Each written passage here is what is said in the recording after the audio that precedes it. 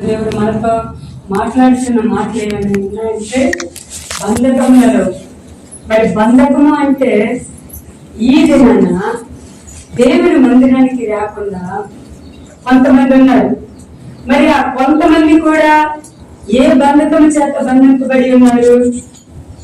లోక సంబంధమైనటువంటి డ్యూటీలే అయినా, లోక సంబంధమైన పనులే అయినా, లోక సంబంధమైన ఆలోచనలే అయినా, లోక సంబంధమైన కార్యాలైనా ఏవైనా అవి ఏమవుతాయట? బంధిస్తున్నాయి. ఎక్కడికి రాకుండా బంధిస్తాయి? మందిరానికి రాకుండా బంధిస్తాయి. మరి ఆ బంధకములలో పడి ఉన్న వారితో దేవుడు మాట్లాడుతున్నాడు. మీరు బంధకములలో పడి ఉండి నిరీక్షణ గల వారిలారా మీ కోటను మరలా ప్రవేశించుడి.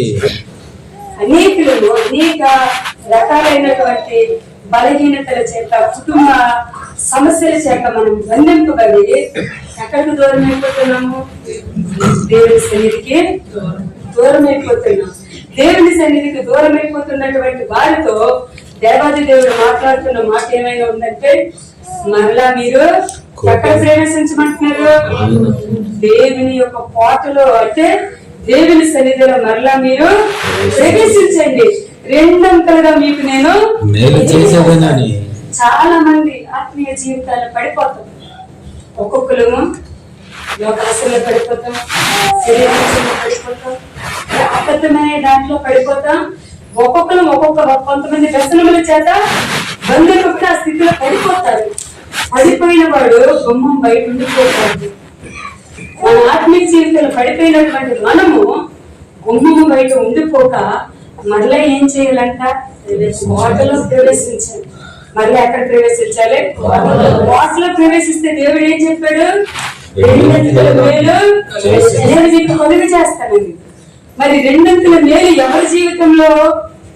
ఎవరు దేని చేత బంధింపబడి, మరి ఆ బంధకానికి బంధింపబడి మరలా కోటలో ప్రవేశించాక రెండంతుల మేలు ఎవరు పొందారు అని అంటే, తప్పిపోయిన కుమారుడికి ఒక బంధకం ఉంది. ఏంటి ఆ బంధకం అంటే, తనకి స్వేచ్ఛ కావాలి. తనకేం కావాలి? తప్పిపోయిన కుమారుడికి ఏం కావాలి? స్వేచ్ఛ. నాకు ఎవరు కూడా నన్ను లీడ్ చేయలేదు, ఎవరు కూడా నన్ను నడిపించకూడదు, ఎవరు కూడా నాకు యజమానిగా ఉండకూడదు. నాకు నేనే యజమానిని, నాకు నేనే గైడ్ని. ఏదైనా ఇది నాకు చెయ్యాలంటే నేను చెయ్యాలి అనే ఉద్దేశం కలిగినటువంటి వాడు తప్పిపోయిన కుమారుడు.